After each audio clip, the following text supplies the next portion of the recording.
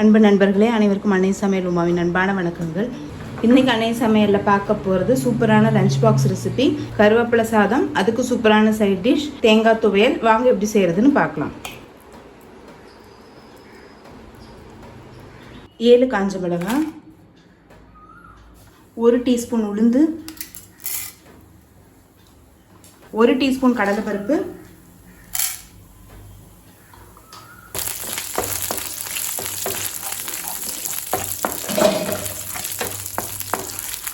1 teaspoon தனியா,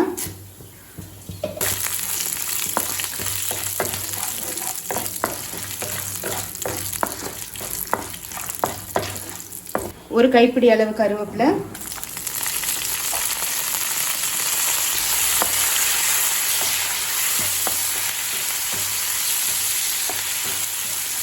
கருவேப்பிலை நல்லா பச்சை வாசனை போக வறுத்துக்கோங்க. கொஞ்சம் புளி,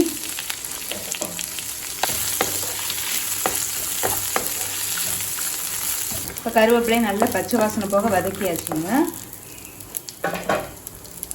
இது கூடவே கொஞ்சம் பெருங்காயம் சேர்த்துக்கலாம்.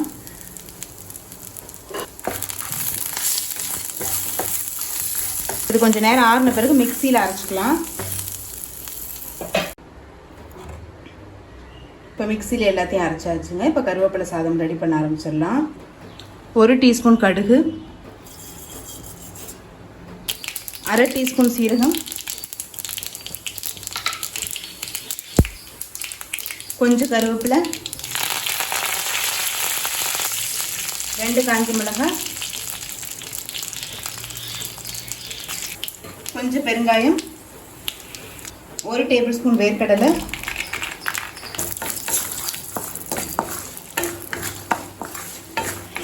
அடுத்தது இது கூடவே 2 கப் சாத்து சேர்த்துக்கலாம்.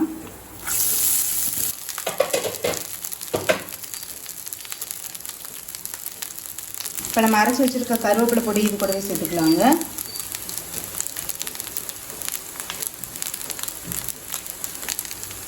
தேவையான அளவு உப்பு,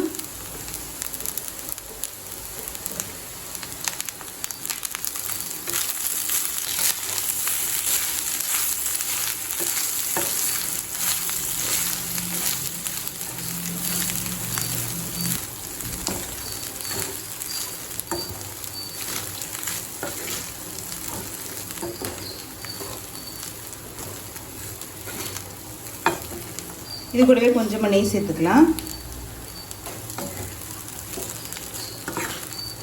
இப்போ கருவேப்பிலை சாதம் ரெடி ஆகிடுச்சு. சர்வ் பண்ணிடலாம். கடாயில் தேவையான அளவு எண்ணெய், 5 காஞ்ச மிளகாய், 2 டேபிள் ஸ்பூன் உளுந்து,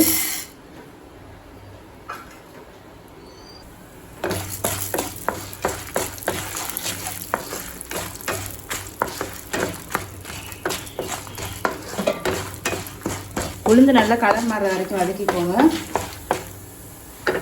உளுந்து பாருங்கள் நல்லாவே கலர் மாறிடுச்சு. கொஞ்சம் புளி, கப் தேங்காய் துருவல்,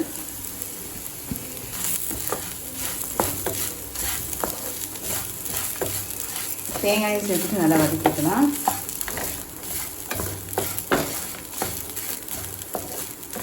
கொஞ்சம் பெருங்காயம்,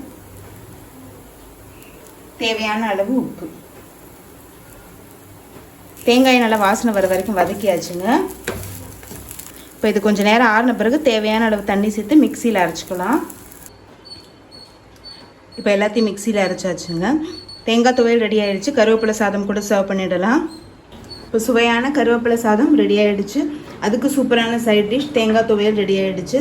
ரெசிபியை ட்ரை பண்ணி பாருங்கள், கண்டிப்பாக உங்களுக்கே பிடிக்கும். ரெசிபி பிடிச்சிருந்ததுன்னா வீடியோவை லைக் பண்ணுங்கள், கமெண்ட் பண்ணுங்கள், ஷேர் பண்ணுங்கள். இது வரைக்கும் அன்னை சமையல் சேனலை சப்ஸ்கிரைப் பண்ணாதவங்க மறக்காமல் சப்ஸ்கிரைப் பண்ணுங்கள். தேங்க்யூ.